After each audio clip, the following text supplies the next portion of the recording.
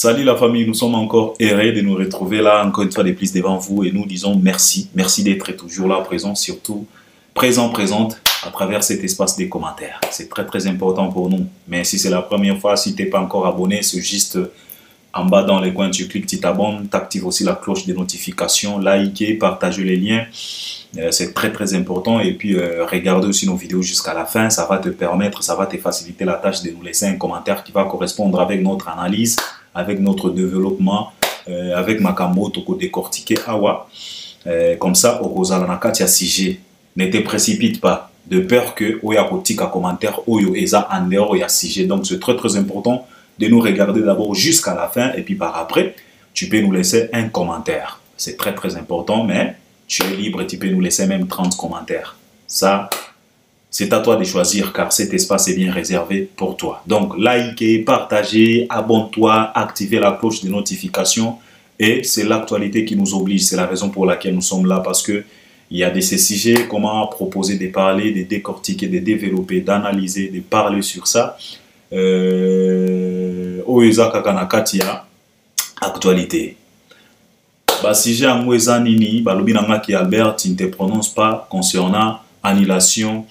Il y a double martyr, il a fallu pour pardon 48 heures en otage au stade des martyrs et puis Festigola Oyo Kozala Lobby Awa les 2, les 3, na les 4 Fali et Kozala les 10, na les 11 na août Awa donc Ferré c'est juste quelques jours parce qu'aujourd'hui nous sommes le 31 juillet donc demain ça sera le 1er juillet donc avec Ferré c'est -5, -4, -5, -3, -4 jour J -3, jour J -4. Il fallait pour passer jour J -1 semaine, si je ne dis pas de bêtises. Donc, c'est là. Mais, Tozo yo kasiko yo kenon, gouvernement, ils ont eu décision, il y a quoi annuler ma Kamboana, il y a quoi suspendre ma activité nyonso, ma concert, il y a un grand public, na ba stade des martyrs.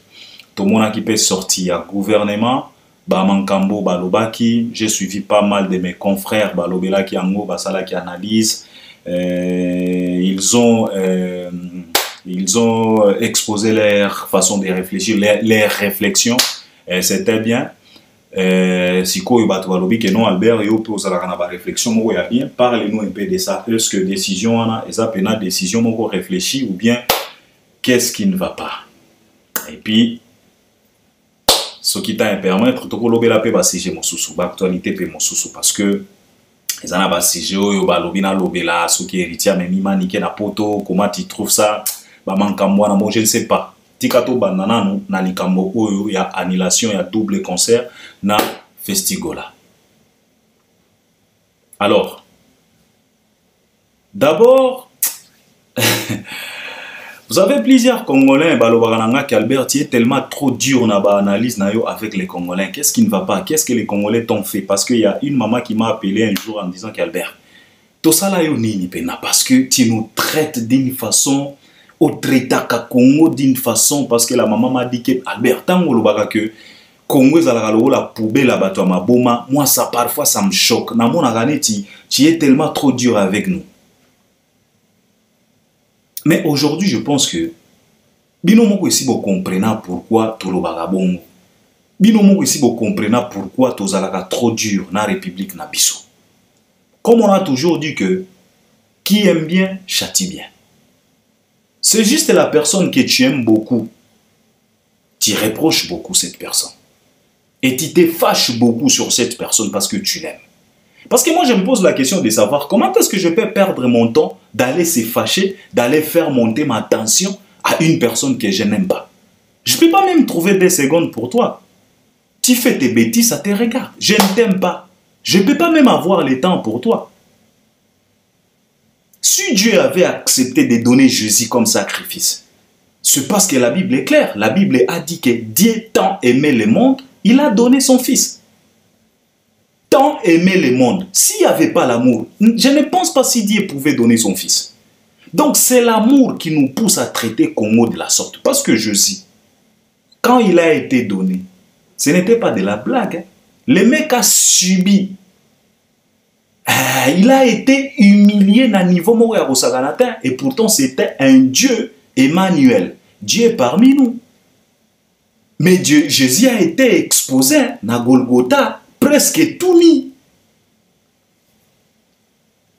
Pourquoi Dieu a fait ça? C'est parce qu'il aimait trop Jésus.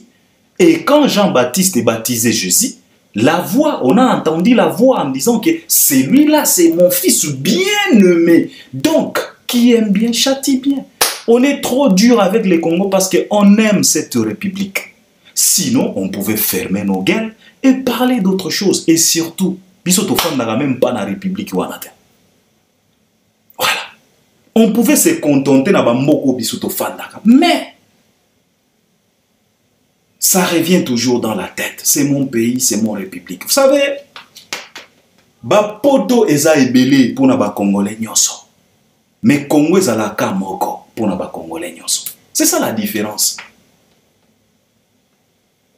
Na bandela Bapoto. Donc je disais que Congo eza la kamoko pour na plus de 80 millions de Congolais.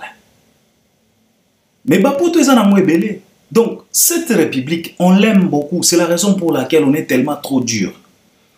Et total, la république, les décisions prises par le gouvernement Nabiso, est-ce que il a réfléchi, il a raisonné avant de prendre la décision?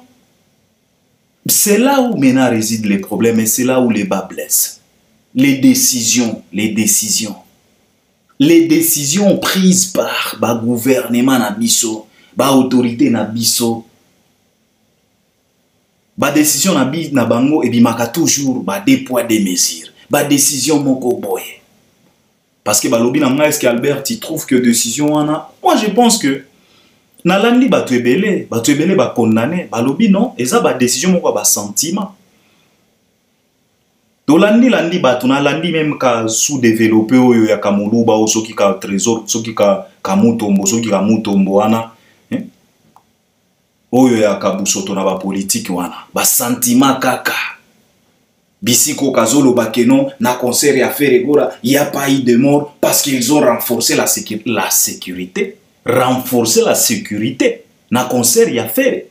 Au moment où on a vu des vidéos là où mon colo et la police a zoloba que quand l'artiste va monter sur scène, on va relâcher le public bakota. Bisonyos to monga nenge batu bakulu na batu bazo kota na concert ya Ferre sans fuir.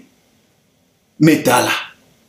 Katelemi pe na ba plateau na tu ba moi ba robe na e wana ka sous de moni tu ba batu ya lolenge wana na république na biso. C'est ce qui nous pousse à être dur avec cette république. Et okomona ka papa ya ndenge wana bazo pesa kango ba estime moko boye. Otangi pe na ba commentaire bazo applaudir lukuta na ba appartenance ba penchant concert à faire que batu ba kufata que sécurité zala qui sécurité na concert à faire. Là où le policier vendait les billets au mona wapi na concert à un artiste soi-disant grand artiste de la République, policier mutoazo te ka billet za na valeur so qui a 2000 francs azote kango 500 francs. Tout le monde a ba vidéo ba demer ba na ba tonton bef ba somba ba billet et pas ya policier. Mais au komona ka mutuloko la ka Israël mutombo wana ka loba et puis ba to obeta maboko. C'est ça. C'est ça qui nous rend triste au moment où ba batu ya lolenge wana ba pesi pe kango ba attention moko boye on ira zolo ba vérité. Ba ko c'est là qu'il fallait makambwa. Au fali il a tué les gens dans son concert. Jusqu'au jour d'aujourd'hui totikala ko mona ebembete. Batu bazala blessé effectivement étouffement et kozanga ça dépend na ba état de santé na biso. Sauf que le gouvernement Nabiso ezwakande ba décision vite fait. Ba décision gouvernement ezalaka lokola ba décision moko diarrhée. Ngana bengaka ngo ba décision moko diarrhée. Omoni diarrhée. Esengaka te ke no banda koluka toilette moko ya bien ka ndenge ye lukaka bisika. Lukaka bisika po bimisa. Sinon ba décision gouvernement abiso zalaka ba décision moko diarrhée. C'est ça le problème. Décision moko dysenterie donc ba diarrhée kaka ba décision moko ya ba vite fait. Donc on réfléchir sima. C'est ça le problème. Ezande bisika gouvernement biso ezola ki sa biso incapacité parce que je discutais avec un mec ici, on parlait parce que so total la concert par exemple dans les États-Unis. Il y a de ces concerts yo moko talo lobby oyo concert kaka ou bien komi makambo mosusu. Par exemple les Travis Scott. Bato ba fana na États-Unis ba ko comprendre makambo no loba. Travis Scott. Soko ke na concert à Travis Scott. Toi-même, tu vas te dire, est-ce que ce diable qui est ici, c'est quoi? Donc, au mona batou, tu te poses la question de savoir qu'est-ce qui ne va pas. Il peut y avoir des blessés, il peut y avoir même des morts. Mais, au grand jamais, totika la komona, gouvernement des États-Unis, awa, ils ont une décision moko diarrhétique. Kaya ba vite fait, non. Parce que ce n'est pas la première fois que Travis Scott a ça là-bas concert. Donc, ce qui va continuer à permettre à bêta, c'est que le gouvernement est assuré certain, il y a assurer sécurité, il y a batouana. Et surtout, quand l'artiste est un grand, une star renommée, ce qui a bêta, concert populaire, grand concert populaire, bafuti sakaye mbongo ya sécurité, mbongo ya assurance ya batu oyo bagoya. Par exemple, na Paris la Défense Arena, You Arena, Fali Poupa, il a payé les assurances.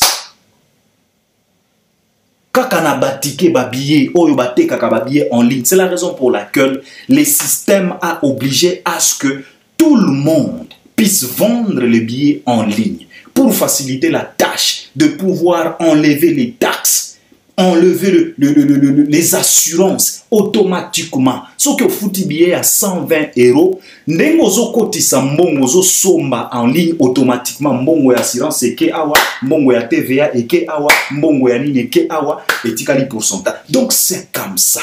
Ba fouti sakabango ba mbongo wana. L'artiste a payé et le gouvernement a accepté qu'il puisse jouer.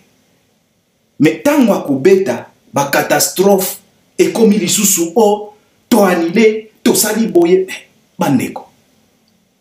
Bandeko. Ba décision moko diarrhée kaka. Ba décision moko ya vite fait. Donc au moni pena gouvernement ezola ki sa incapacité en pleine midi. Diplomatie ma papa. Et tu te poses la question. C'est la raison pour laquelle Albert Ier a l'obagawa que c'est seulement au Congo tu trouveras un fou joyeux. Yende premier ministre. Yende azuela ka peuple décision. Fou joyeux. Oyo pena, soko zouye, au menier na mboka mosusu. Bakoloba na yo que non, il faut qu'on lui traite d'abord.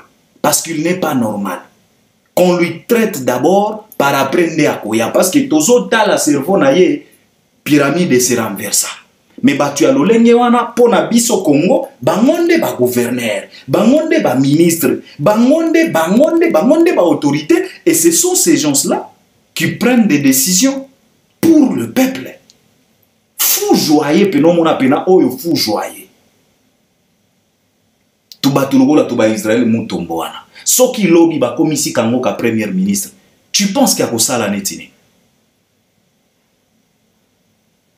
Toi, tu penses qu'à cause de tes décisions en Ningeni, les locaux se précipité, koya ko loba loba ka bilobela. Oh, quand Fali a joué, quand a sous-développé wana ka Israël wana kaleka, oh, Fali a saba momisi batu. Oh, na este kuna baguerre batu azo kufa, Falazo se pela na musique. Mais après quelques semaines, on l'a vu, le même microbe en Soudan. Kaleka Kayamba héritier tina stade des martyrs pour na koya pour encourager héritier pour abeta. Si ko batu ya lolenge wana, qu'est-ce qu'on peut dire? To sous-entendre na nini? Tango ba se précipita kana ba plateau koya ko pesa batu ba leçon morale. Lelo yo ka Israël mutombo wana ka bosani que ka finga Fali mais héritier kazala ki sima ya héritier. Vous savez, tout ce qui se passe aujourd'hui, c'est pour justifier Fali Poupa. Ce qui boye bagatin. Albert, je vous ai toujours dit que un élu de Dieu, si tu te mets à les combattre, tu vas souffrir. Je vous le répète souvent, même si tu visites Diable en personne, vous discutez autour d'une table, toi avec Diable, Satana, Lucifer, vous discutez, vous proposez que na ligno bomelangan de kouana un élit de Dieu. Diable a peine perdue. Parce que ça ne va pas fonctionner. Je peux les torturer, je peux les compliquer, mais les descendre, impossible. Car c'est un élit de Dieu. Makamonyo soezo le galero, c'est pour justifier l'innocence ya fali. Tolinga kitolia e awa ya mobesu, o fala bomisi bato, tilelo, tozela bibembe, tozela matanga, tomonata. Mais au komona ka Israël mutombo, kazo continuer ko confirmer que concert a fallu utaki koleka, batu bakufi, batu nini bakufa. Bolakisa biso bibembete, tomona premier ministre, il se précipité pona koya koloba, o fali, toko kangaye, akobima na mboko yote. Les décisions diarrhées.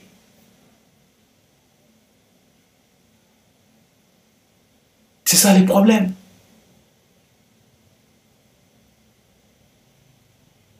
Vous acceptiez à ce que les artistes jouent. Mais au moment où un ministre aye koloba que non, ba concert, y a ba envergure wana, y a ba grand concert wana, ce sont des concerts tellement dangereux. Donc, au moment où vous aviez accepté à ce que Mike Kalamba puisse jouer, bobanda koye bate que ba concert, y a monene wana eza ba concert à risque. Il y a haute tension, bobanda koye bate. Donc, ce qui vous arrange, c'est quand les artistes et les promoteurs et le producteur versent de l'argent na caisse nabino. C'est ce qui vous arrange. Oyotikali, ça ne vous regarde pas. Donc, il suffit tout simplement l'artiste, la maison, le producteur, les tourneurs, va verser kakambongo. Ça va. Oyotikali, ça ne vous regarde pas. Et tant il y aura de morts, il y aura de blessés, c'est maintenant que vous allez retourner encore pour interpeller l'artiste et le producteur. C'est ça le problème. Tout ce qu'on a awa. Tango ba administrateur ya suka, ya sika, après vient abiso kabulo wa kabulo. Séculaire intéressé na dossier a fallu. Ezaka katozo reconnaître qu'il y a eu l'argent qui ont été versés. Donc, c'est l'argent, les yeux. Donc, focus, mbongo kaka.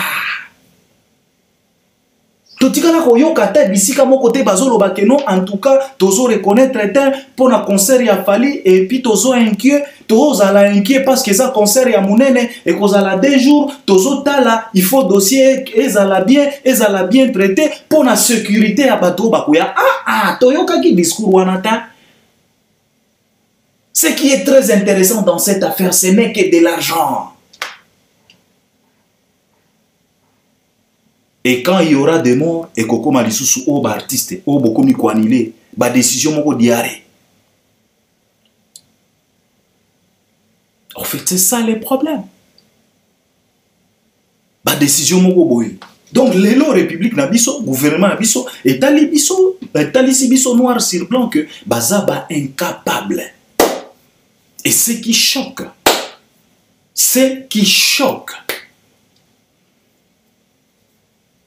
donc aujourd'hui, la République démocratique, bandeko, omoni bato bazolo ba ke za ba décision ko sage, bo bino bolingi ba concert, pardon, et beta bato ba continuer ko kufa, mais bandeko. Donc nenge toza awa, République démocratique du Congo nenge zawana, avec plus de 80 millions d'habitants. Tozuina nou Kinshasa, yango moko kaka Kinshasa. Kinshasa, on nous parle de 20 millions d'habitants. Alors, dans une capitale qui a la capacité de contenir plus de 20 millions d'habitants, cette capitale, là où siège le gouvernement et le président de la République, dont le premier citoyen de la République, dans cette capitale-là, aujourd'hui, les gouvernements nous fait comprendre que ils sont incapables de pouvoir gérer 120 000 personnes dans une capitale qui a la capacité de contenir plus de 20 millions de personnes.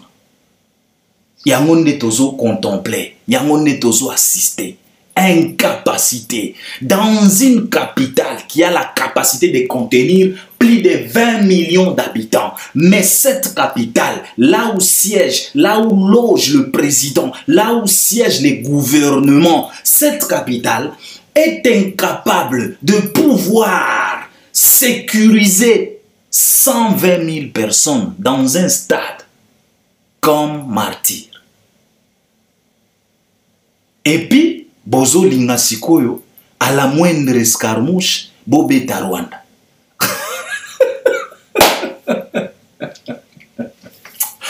En tout cas. Oh, poubelle à Batoma Boma. Si vous êtes incapable de pouvoir sécuriser vos propres citoyens, vos propres fils, comment voulez-vous sécuriser? Comment voulez-vous, à la moindre escarmouche, aller battre les Rwandais?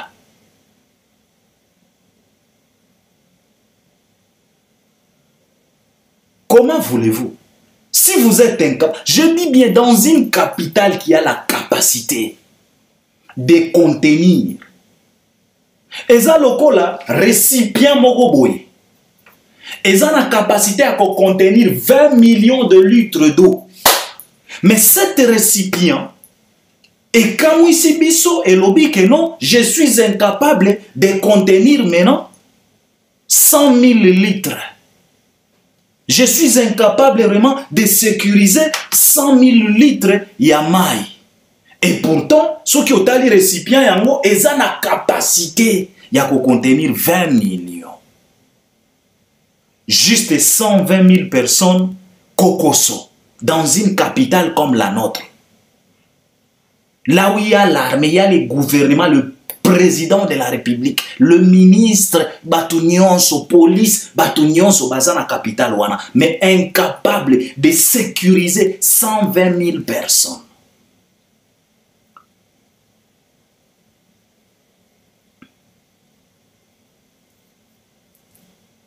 Mais capable de prendre des décisions diarrhées. Qu'est-ce qu'on peut dire? Qu'est-ce qu'on peut dire? Vous acceptez parce que il y a eu des spéculations après les concerts de Fally. Vous devriez étudier les cas. Vous devriez bien étudier les cas. Parce que Bobanda Boye va très bien que Nenge Fally a Betty Boye vague ezoya na sima. Il y a un concert dans le stade des Martyrs. Tout le monde va vouloir se produire au stade. Alors, comme dans le concert il y a Fally, tout le monde déjà makambo ya boye. Tozu ba précaution nini. Stratégie nini qu'on doit mettre en place pour sécuriser le peuple congolais. Parce que le peuple wana bakoki kozanga nyoso tout est. Bazanga mbongo, bazanga ya kolia, bazanga pe bisengo. Bazanga pe elengi. Parce que les concerts, ils ont ça là que, n'importe que cette journée-là, et que la personne congolaise puisse oublier quand même des problèmes. Qu'il puisse chanter avec Moïse Mie, qu'il puisse chanter avec Mike Kalambay, qu'il puisse chanter avec Fally. Qu'il puisse retrouver n'importe que la joie de vivre. N'importe que 30 minutes, il y a 30 minutes, il y a joie de vivre. Vous ne pouvez pas leur priver de tout ça. Bazana nzala, bazana mpiaka, bazana ba désordre, banzela ezate, même elengi, bokomi ko privé bango. C'est qu'au gouvernement a nini. C'est que cet citoyen congolais, congolaise, bopé sa gaye nini au final. Ce qui bokomi tina niveau ya ko banda ko pimele esengo, ko pimele elengi. O fala zolo banabiso ki to bete la elengi maboko. To komi na niveau ya ko pimela congolais elengi, ko pimela congolais bisengo.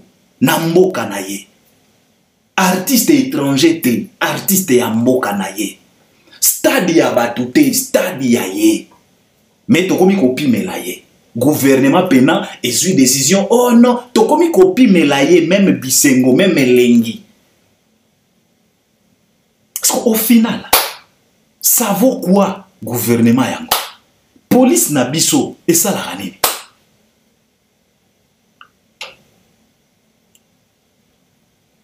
ministère et affaires intérieures, affaires intérieures. Et ça, la année tinini. Kaka kozwa ba décision. Quand le producteur et l'artiste versent de l'argent, versent l'avance, là vous applaudissez. Là vous ne vous posez pas de questions. Est-ce que tu poses? Il suffit qu'à verser Kambongo. Mais quand il y aura des blessés, quand il y aura des morts, c'est maintenant que vous allez revenir pour dire que non. Oh, on arrête, on suspend, ceci, cela. Oh, interpellez l'artiste, interpellez l'artiste. L'artiste, il a payé. Il a payé même les assurances. Il a payé même les amendes. Les artistes aujourd'hui payent même la protection à gazon. On les oblige même à foutre cash gazon pour la protection à gazon. Ba fouta Kambongo. À part ba loko boyoke la kabango mawa o mama Denise Passi boyoke li bango mawa o beta katia tabashi à rouge beta concert. À part bangoana, les autres artistes ba foutaka. Ce qui beaucoup mi ko fouti sa ba artiste même protection ya gazon. Mais pour sécuriser siko batu oyo ba konyata gazon ana nde komi problème. Vous êtes incapable. Beaucoup mi ko suspendre. Donc aujourd'hui gouvernement la biso etali si biso très bien que on est incapable. Il y a qu'à sécuriser 120 000 personnes. Mais à la moindre escarmouche, n'a qu'à atteindre Kigali. Kuluna kutu ya kuluna na Kisasa, c'est tout un problème. Lelo ezana bano babanda ki kuluna na âge ya 9 ans. Lelo bakomi na 39 ans azaka ka kuluna na Kisasa. Gouvernement ya police ça.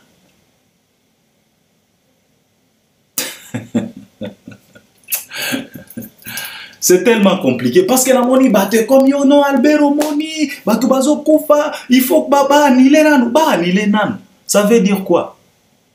Ba anile nanu, ça veut dire quoi? Quand il recevait de l'argent, babanda voye batte? Babanda voye batte capacité na bango? Quand il réclamait de l'argent en disant que non, l'artiste, il faut reconnaître le concert nae awate, ayambangu, poto sili samakambo. Babanda pour reconnaître que bazana incapacité. C'est tellement triste notre République. Mboka moko boye, je ne sais pas. Les anti-valeurs. Mboka ya sentiment. Mboka ya ba penchant. Mboka ya désordre. On dirait poubelle la matabato al bama. Soki oyoki masuba na Québec, il faut ya ko soube la Congo. Oyoki masuba na Ottawa, oyoki masuba na Washington DC, oyoki masuba na Miami. Il faut que nego soube la Congo. Poubelle la bato maboma. Ba fou nde ba gouverneur, ba fou joyeux nde ba ministre, bango nde ba zwa ba décision pour la peuple. Lelo beaucoup mi ko priver même elengi, vous privez même la joie à la population. À cause de quoi? À cause de l'incapacité.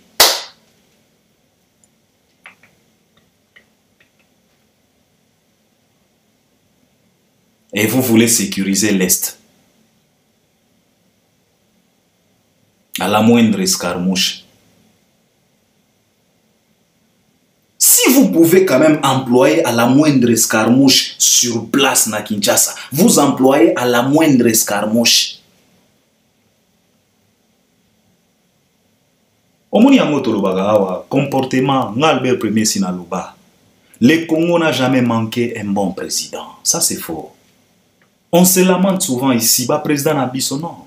Ne pensez pas que Kabila était pire que d'autres présidents africains. Non. Ne pensez pas que Tshisekedi est tellement mauvais et si mauvais que d'autres présidents africains. Non. Ne pensez pas que Mobutu était nul. Mobutu n'était pas nul. Mais on dirige quel genre de peuple? La personne congolaise, c'est une personne très mauvaise. Le Congo a toujours manqué un bon peuple.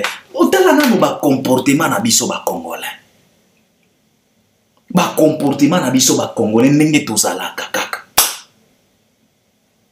na concert omoni en tout cas omoni pena na concert pena bato baye ko sepela mais mutu amoni ke oyo nde occasion ya kobwakela baninga nanga ba congolais bandeko nanga ba congolais masuba yende amoni sikoyo nde occasion sikoyo ya kosala ba désordre wana tala peuple ya lolenge wana tala nanu peuple ya lolenge wana tala nanu mindset tala nanu behavior tala nanu ba manners ya ba congolais tala peuple ya lolenge wana na esika ya concert esika ya kosepela esika ya koya ko retrouver la joie de vivre n'importe que 30 minutes ya joie 1 heure ya joie 2 heures ya pamba dans 24 heures on te donne que 2 heures ya joie mais 2 heures ya joie wana yo sikoyo nde occasion na yo ya kokende ko suba kotia ba nyei na ba sachet oyo bambi bandeko na ba congolais et tu es calme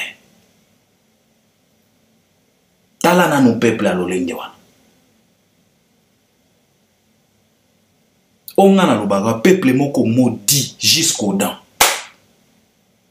malédiction pena efanda na lobaka wa diable soka zalaka na bisika oyo asiégeaka o pena pemaka ya na Congo azwaka pena sieste na ye donc apemaka pena tango diable aza na Congo azalaka na elengi moko ya kusakana te parce que ezalaka na bamboka misusu diable azalaka à l'est et enfin na pena mingi te parce que azota la comportement ya batu wana lobi il y a pas un truc en commun mais diable avec les Congolais il y a tellement beaucoup de trucs en commun pas tout simplement un truc beaucoup de trucs en commun le diable siège convenablement au Congo parce que tout talika comportement ya peuple congolais même peuple oyo bazolinga ba sécuriser comportement na yenan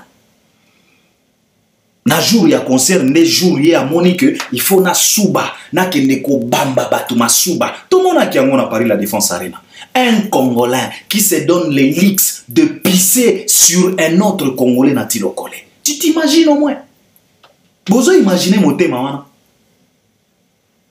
bozo imaginer au moins motema wana pisser sur ton propre compatriote ce n'est pas un Rwandais qui a pissé sur Natilokole. Ce n'est pas un Burundais, ce n'est pas un Ougandais, c'est un Congolais. Il s'est senti à l'aise. Donc il a considéré Natilokole comme toilette. Il faut que je pisse sur lui. Un Congolais comme ça. Bon, on a mon limoana, mon thème ya lolenge wana.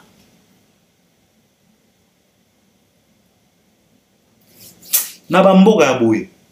Bino bokanisi ki ba sacrifice kozanga. Ba sacrifice kozanga te parce que na lobi na bino eza siège ya diable. Et là où siège le diable, il doit y avoir des sacrifices. Il doit y avoir des martyrs. C'est automatique, c'est spirituel. Le problème du Congo, c'est pas problème, c'est spirituel. Talana no bizaleli ya ba pasteur ango. Soit disant basali ya Nzambe. Bo talana no bizaleli na bango. Parfois to lukaka sili na mutu ya mutu na kisimbi. Mutu oya na libandi to luka sili. Non, c'est clair et net. Au Congo, il y aura toujours des morts. Atasuki Bopeki si concert a fallu lelo. Toi tu penses que il y aura pas de morts? Il y aura toujours des morts. Dans les jours à venir, il peut y avoir une forte pluie na Kinshasa.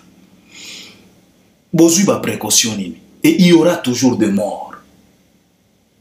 Il y aura toujours des catastrophes naturelles batubako kufa kaka.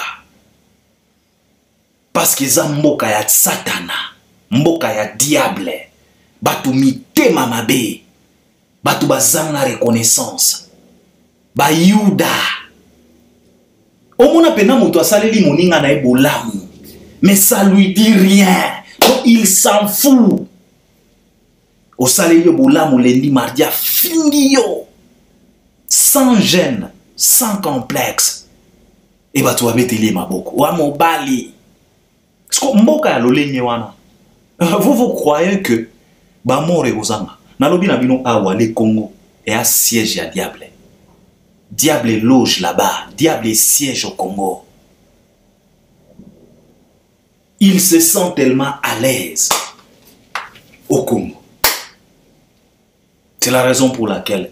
Parce que, non, Albert, non, le Congo a toujours manqué un bon peuple, d'accord. C'est ça. Le Congo a toujours manqué un bon peuple. Parce que c'est à travers le peuple congolais qu'on retrouve le président de demain, qu'on retrouve le ministre de demain. Ministre Oya Lobby, au kanisa ko uta wapi? Ako uta kaka na peuple oyo ebwakelaka moninga na peuple masubat. Bako uta ka wana. Lobby kuna soka tangi zuba diplôme ba influence ebele azana ba connexion ba commissaire ministre. C'est le même peuple oyo banda ko suba ake ko bwakela baninga na ba congolais masuba. Les loyo batu oyo les gens qui ont pissé sur Nati Lokole, les lo bazana ba poste na ba Kinshasa. Ce sont les mêmes genres de Congolais. Ce sont les mêmes genres de peuples aujourd'hui qui dirigent, aujourd'hui qui prennent des décisions pour d'autres Congolais. Et vous croyez quoi? Bokadisi que ma décision na bango ekokoza la nengeli. Yango to mona gouvernement mobimba. Sans même diplomatie, sans honte. Bazo exposer incapacité na bango. En plein midi. Pour un concert, où il faut réunir 120 000 personnes dans une capitale de plus de 20 millions. Baza ba incapable, il y a qu'à sécuriser 120 000 personnes. On a l'objet nabino awa, tozana nzungu, où ils ont la capacité à contenir 20 millions de litres. Mais nzungu wana, les autres banayo que non, en tout cas, je suis pas sûr, il y a qu'à contenir 100 000 litres. Je ne suis pas sûr, il y a qu'à sécuriser 100 000 litres. Nzungu yango, est-ce que tu as nango nzungu pena? Ou bien comme il peut à toilette? En fait, c'est ça le problème. Effectivement, tozo lingate, batuba continue à kokufa parce que la musique, c'est pour la joie, c'est pour réunir les gens, c'est pour faire quand même oublier les gens, mankambo, problème, nini. À ta 2 heures, il n'y a pas de retrouver à la joie de vivre, à Sepeli, à Yembi, à Bini, et puis à Zongindako. On ne veut pas de mort. Alors sécurise la population. Na babiye oyo artiste azoteka, bolongo la ba impôt. Bolongo la ba TVA na bino. Bolongo la ba assurance na bino. Au Congo, on paye tout sauf rien. Au Congo, on paye tout sauf rien. Alors sécurisez, parce que mbongo les autres comptent na caisse ya l'État. Bino bozo sepela ka mbongo ekota, mais pour na ko sécuriser sikoyo batu oyo ba futeli ba mbongo, ba futeli ba mo ba assurance et komi problème bokomi ko lakisa mokili mobimake toza ba incapable ya ko sécuriser 120 000 personnes dans un stade comme Stade des Martyrs. Et puis batu mo ba kufa ka ndenge nini. Parce que ngana tikala ko mona stade oyo na Stade des Martyrs que artiste a tourné si stade des comble mutozo mona bisika ko nyata te. Non, j'ai jamais vu ça. Il y a toujours des espaces. Na concert a fallu tout monaki. Il a fait le plein. Mais na terrain, il y avait toujours des espaces. Na concert a fait le gola pour le battre. Polele donc si ma podium nyonso polele aération. Na concert a mai kalamai drone banda ko matata. Tango bazo pesa biso aperçu ozo mona que non, il y a des places vides sur le terrain. Il y a des places vides. Beaucoup même. Ce n'est pas que les gens étaient là entassés comme des sardines, non. Batu bakufaka ndenge nini ba entrer na ba sorti. C'est ça le problème. Ba entrer na ba sorti. Et qui doit faire travail wana? Sécurité, la police. Ko canaliser batu, ko orienter batu. Ko préparer ba entrer, combien d'entrées? Stade des Martyrs. Espace où ils ont la capacité à contenir plus de 100 000 personnes, mais au Goyoka Keno, ils ont la des entrées. Nandenge ni. Nandenge nini. Le long de la commune de la Fali, parce que on a critiqué Fali ici, on a critiqué tellement et tellement ici en disant que non. En tout cas, Fali qui n'a pas organisation, mais aujourd'hui, je suis convaincu que les concerts de Fali, c'était les concerts le mieux organisés que tout autre concert. Peut-être na Moïse Mbi. Parce que chez Fally, on a vu, malgré qu'il y a eu de monde, on a vu les gens à la queue. Le tout le monde a pena ba queue, milongo, batu bazoya, au matisi billet, aux okota, contrôle quand même. Na concert a Fally, tout le monde a pena batu balongola, batu biloko na ba sac na bango, bakanga kanga bazwa pena ba biloko. Mais au final, toya ki awa tolinga ki to boma Fally. Oh Fally, batu nini, haki. Stade à 120 000 personnes, mais entre mi balekaka. C'est quoi batu ba kota nini. Babi mane parce que na concert a omoni yango na lobby ke makambo o ezokoma, c'est pour justifier Fally papa. C'est pour justifier cet homme. Parce que eza na concert a Fally nde bisika nga na mona. Muto azongi ndako na biye na ye. Bazongi siye ndako, balobi ke no tokangi ba porte ya stade. Mutu mususu akoki kokota te. Batu bazonga na babie na concert a Fally nde na mona. Na concert a faire to mona ta. Oyo ka Israël mutombo kazolinga ka kosa batu awake na concert à faire ils ont augmenté la sécurité. C'est la raison pour laquelle batu bakufate parce qu'il y avait pas beaucoup de monde. Il faut être clair, il faut dire la vérité. Là où il y a pas beaucoup de monde batu bakufa ndengeni. Bako se bousculer ndengeni. C'était vide, il y avait des bâches partout. Si ma podium kuna polele, l'aération, les gens respiraient. Batu balinga bakufa ndengeni. Étouffement et utawapi. Stade de martyrs ezalaka polele ezalaka ya kufungwama. Na stade neti ya faire étouffement ekobanda ndenge nini, mutu akosetufe ndenge nini. Soki batu ba se blessaka, c'est à travers des ordres ya congolais. À travers comportement ya congolais. Molimo mabe o efandaka na kati ya congolais. Ba bizali ya ba congolais mona ka jeune garçon moko bo ya congolais ka fani na moto azolia na moto. Bafoufou na moto et puis il se sent les azo kanisa ke nde beze yende tu vois des comportements comme ça et okomona ngo kaka na mboka na biso. Moi je ne pense pas ata soki ba pekisi concert ata soki ba annuler et ça veut dire quoi? Ça veut dire quoi? Ça veut dire quoi? Bato ici ba sombi ici ba foot ici ba sombi ba matériel ici ba pro ba banderole ba panneau publicitaire ba dépense nyonso ba matos ba nini yo la mukakaka pona incapacité na incompétence na yo oza incompétent oye kaka o te repousser o te suspendre kaka boy sans pour autant se poser la question de savoir combien de dépenses.